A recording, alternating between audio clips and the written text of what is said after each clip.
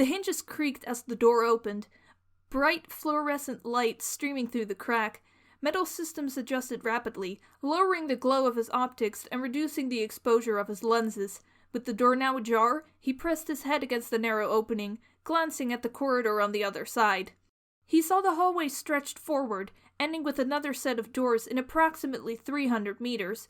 The walls were made of steel, with black and yellow caution tape running down either side. Steel lamps illuminated the space, hanging from the ceiling on exposed wires. He needed to know if the hallway was safe. Gathering his optical data, he streamed information through his models. "You are weird sometimes, you know that?" Sonic said, waving a hand in front of Metal's vision. "You just do things and don't tell anyone about what you're doing. Remember, communication is the pillar of a successful team." "Results are inconclusive due to insufficient data," Metal said, his hand still on the door. "Even when you do talk, I don't understand a word you say," Sonic said, pushing the door open and stepping in front of Metal. Sonic turned back, winking and pointing at Metal. "Remember, communication?" Lacking a better plan, Metal resigned himself to following Sonic. He watched as his pathetic copy struggled with each step, wincing in pain as he walked. Not only was Sonic weak and worthless, but he was also profoundly irritating. Metal would dispose of him as soon as he failed to provide utility. He heard a sudden click, and he froze. Sonic continued to walk forward, like the oblivious idiot he was.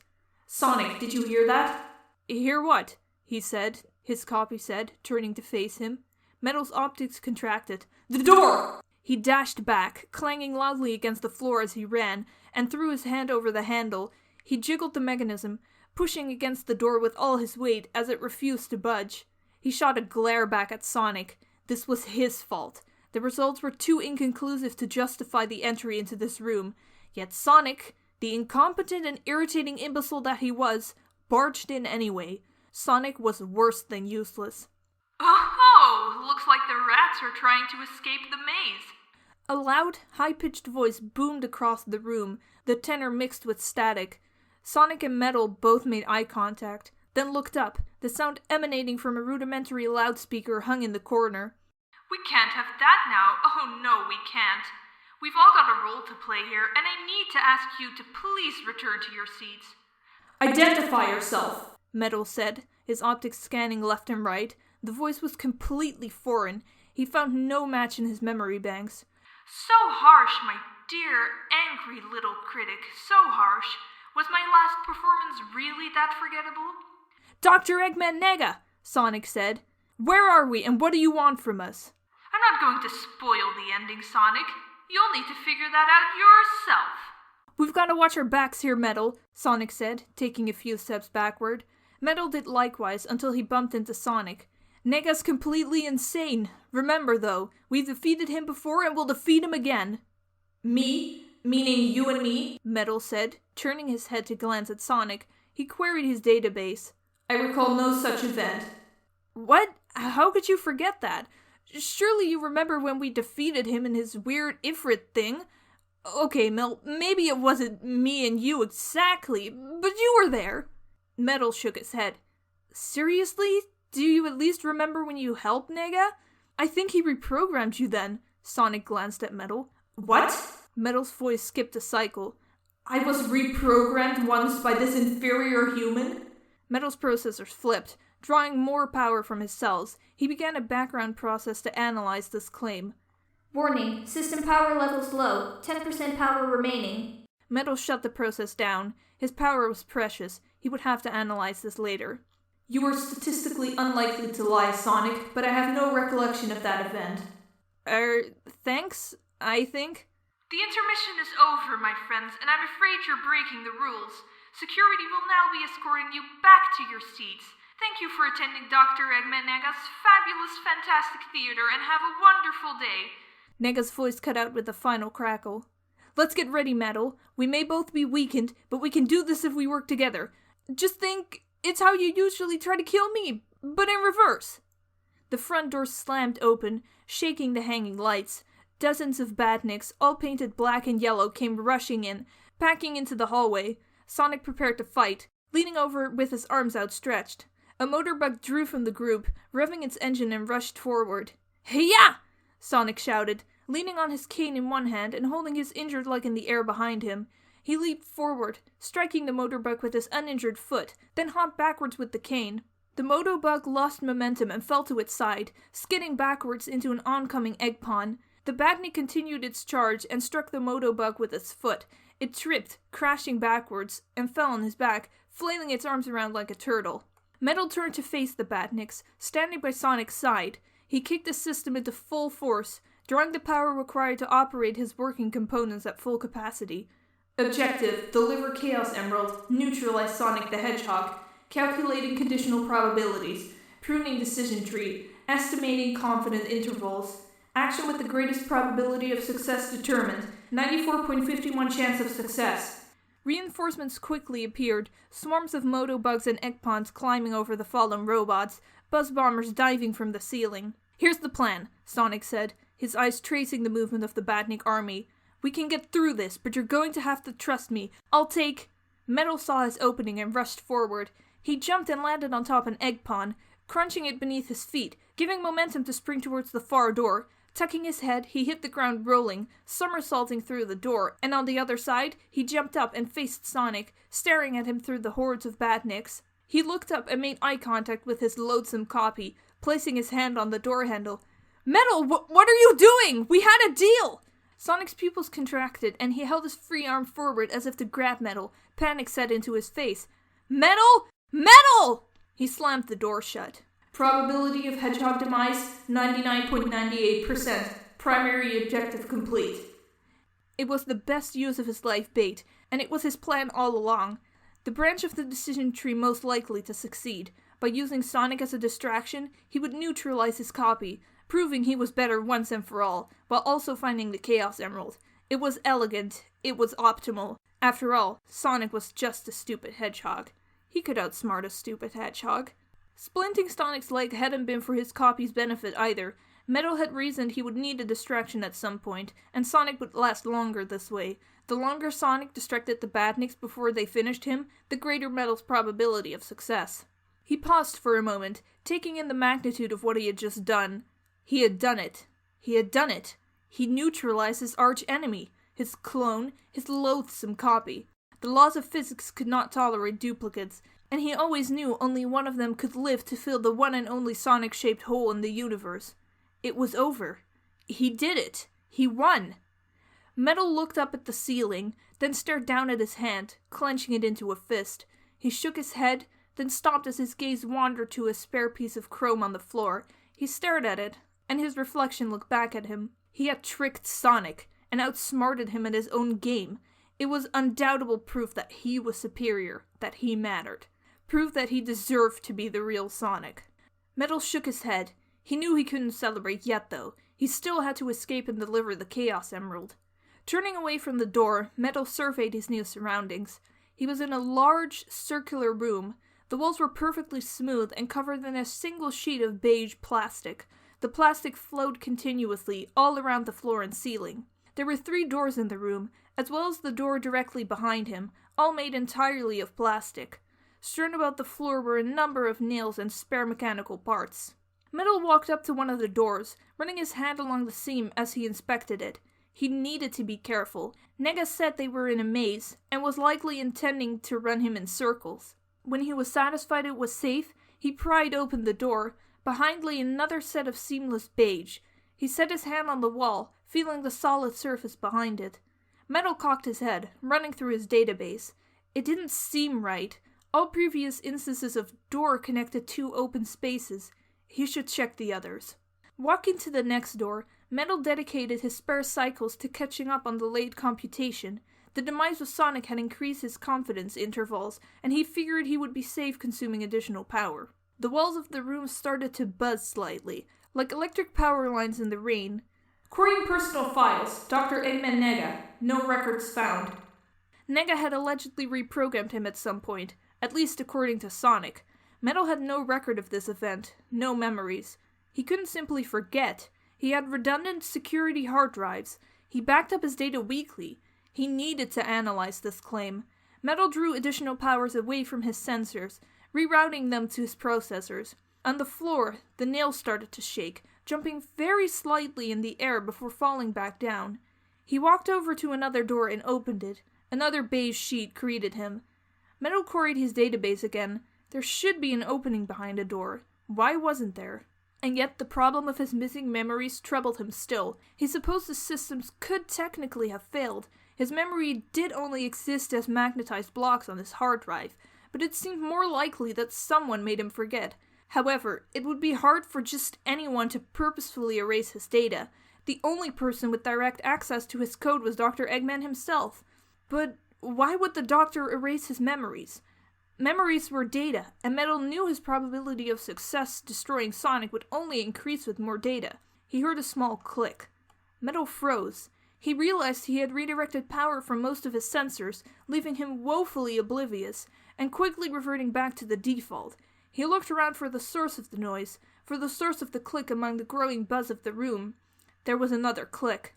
Metal felt it that time. He looked along his right hand. A nail hugged the bottom of his arm, stuck like an insect to flypaper. He pulled it off with his hand, only to have it attached to his fingers. He shook his hands quickly, and the nail clung for a moment, then fell to the ground. The buzzing grew louder. The smaller nails on the floor began to fly towards the walls. The ones nearest to Metal flew from the ground, grasping his chassis. He looked down. Dozens of screws covered his legs. As the larger mechanical parts on the ground began to shake, he ran to the last door and threw it open. He needed to escape, to flee the room, because if the buzzing was what he thought it was, there was only a beige sheet. He ducked as the nails flew over his head and stuck to the wall behind the door. Interior alarms rang across his systems.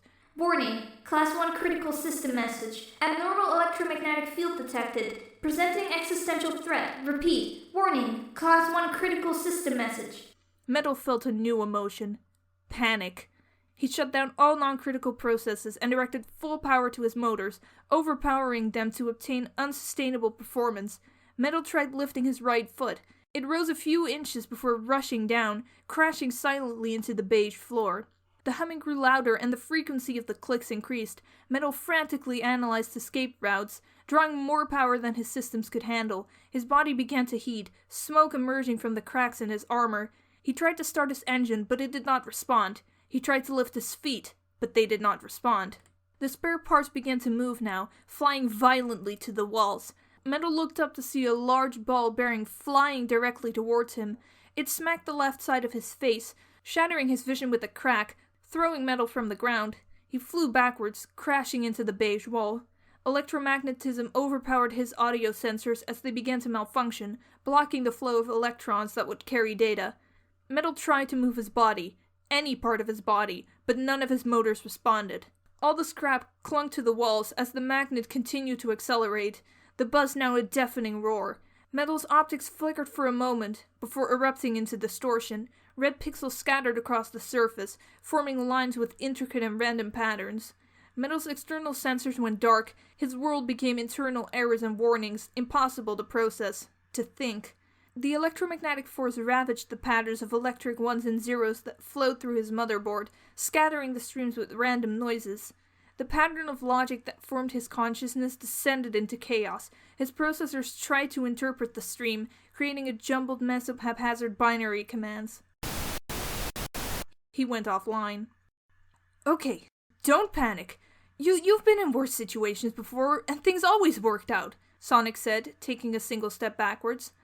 Although, you've had your friends, plus 2 legs. Minor details, really. A buzz bomber plummeted towards him, and he dived to the ground, his chest slamming the floor, avoiding the strike by mere inches. His broken legs struck the floor, and he cried out as pain exploded across his leg. A wheezing cough came over him, and Sonic rolled away, catching a glimpse of the buzz bomber through his blurred vision. It flew up, reaching the apex of its descent, then dove. Sonic tried to spin away, accidentally throwing his weight on his injury. His leg cracked, and Sonic cried as he tripped, slamming his face into the floor. The buzz bomber attacked. Its stinger ripped into his back, tearing through the skin and slicing the muscle underneath. Sonic choked, blood welling from the wound. The buzz bomber threw him forward, and he skidded, friction burning his skin as he smeared the floor, crashing into the wall with his forehead. He coughed again as he forced himself upright, thousands of hot nails hammering into his leg with every heartbeat. He felt blood, warm and sticky, flowing down his back.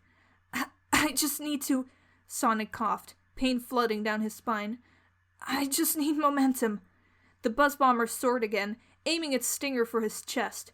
He waited, forcing the pain to the corners of his mind. He needed to be calm, to act with precision.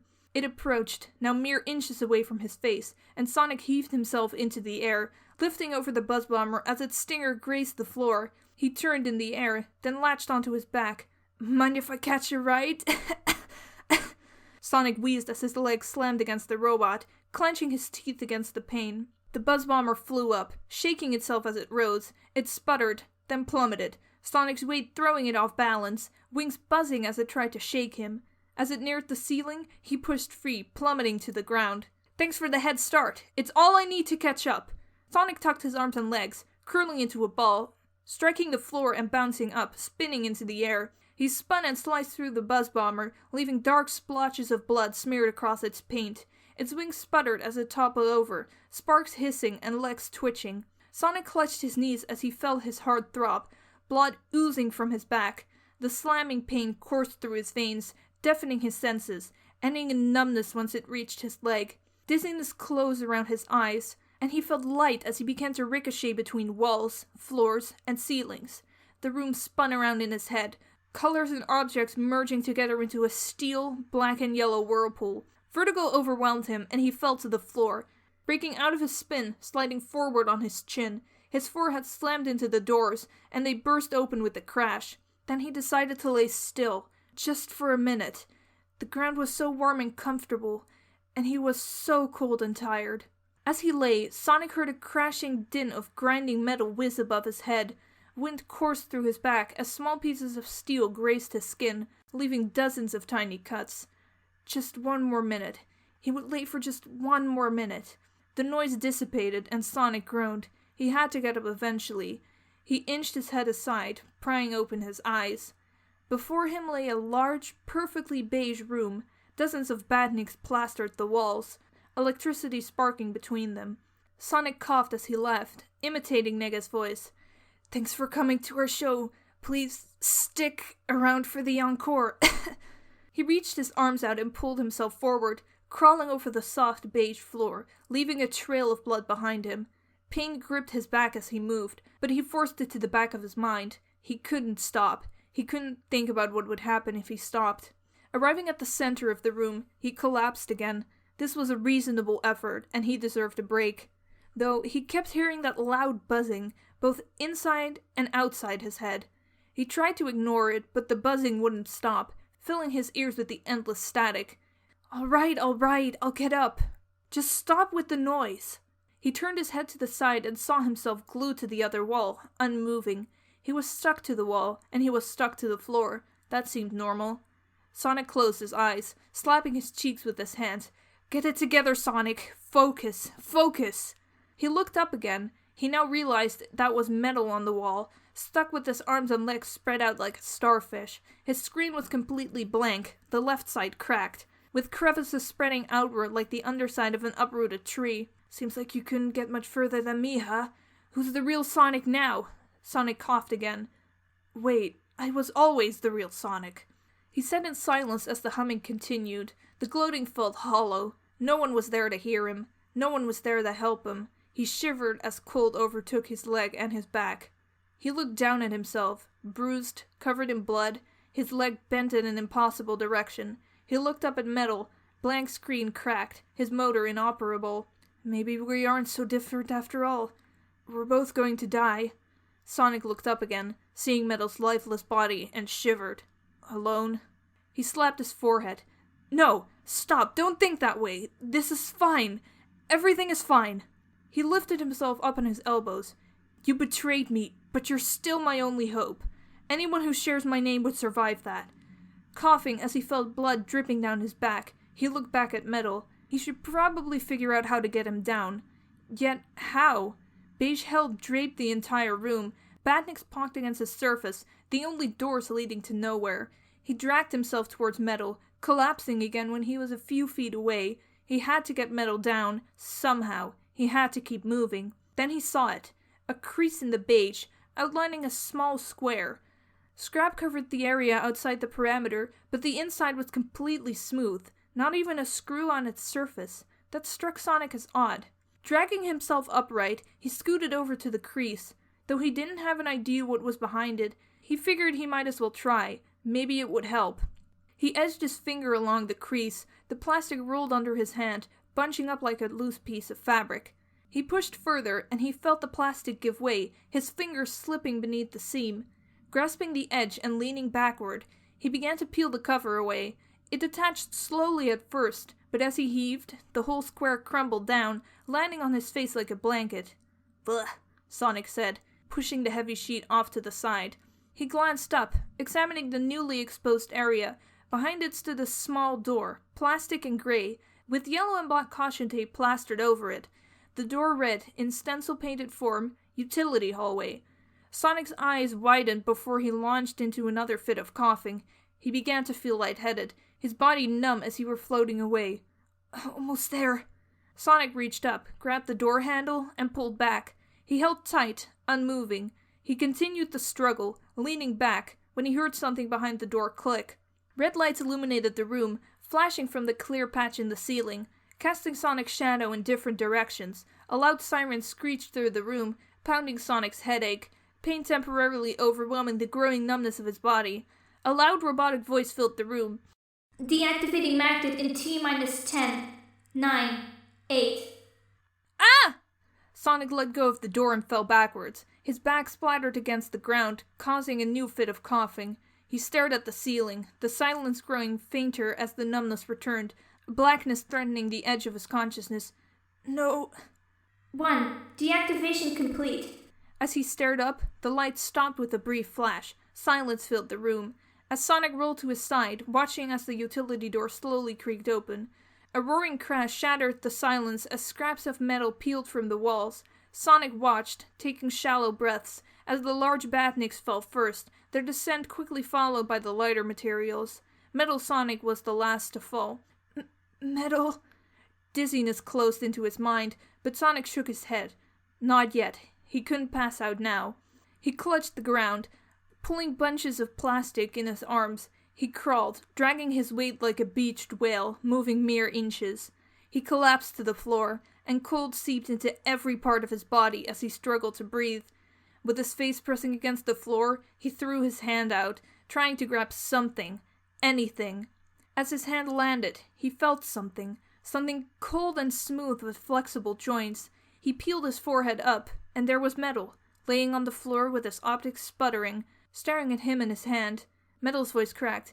"Please state operational parameters." Sonic clutched Metal's hand, shaking as he failed a weak cough, blood cooling on his back. Sonic sputtered. He couldn't keep going. "Help me." His face fell to the floor as darkness overtook his vision. Something cold wrapped around his hand as Metal's voice faded in his mind. "Parameters confirmed. I am programmed to follow orders."